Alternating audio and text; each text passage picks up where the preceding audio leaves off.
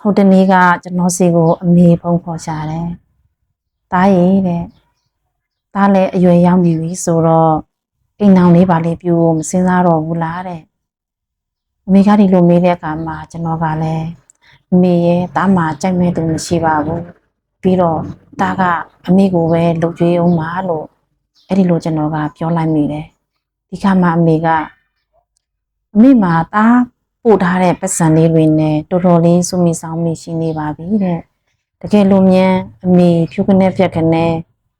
တည်သွားခဲ့မယ်ဆိုရင်အမေသားအတွက်နောက်ဆံမတင်းချင်ဘူးသားရဲ့ဒါကြောင့်တကယ်လို့သားလက်ခံမယ်ဆိုရင်သားအတွက်အမေစီစဉ်ပေးခဲ့ခြင်းနဲ့တဲ့အဲ့လိုပြောတဲ့အခါမှာကျွန်တော်လည်းအမေစိတ်ချမ်းသာပါစေတော့ဆိုပြီးအမေစကားကိုရေဝဲမကြနားထောင်ပါမယ်လို့ပြောလိုက်မိပါတယ်ဒီလိုနဲ့တပတ်10ရက်လောက်ကြာတဲ့အခါမှာကျွန်တော်စီကိုဖုန်းစိမ်းတစ်လုံးဝင်လာပါတယ်3-4ခါလောက်ခေါ်လာတော့ကျွန်တော်လည်းဖုန်းကိုကောက်ခိုင်းလိုက်တယ်ဒီခါမှာကျွန်တော်ကြားလိုက်ရတာလား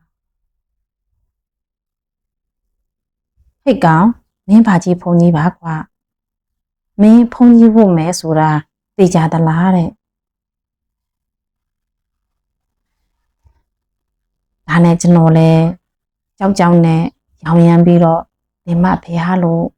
ဖြေလိုက်မိတယ်တဲ့အမေရဲ့စကားကိုဘာပြောမှမသိပဲနဲ့ရောင်ရမ်းပြီး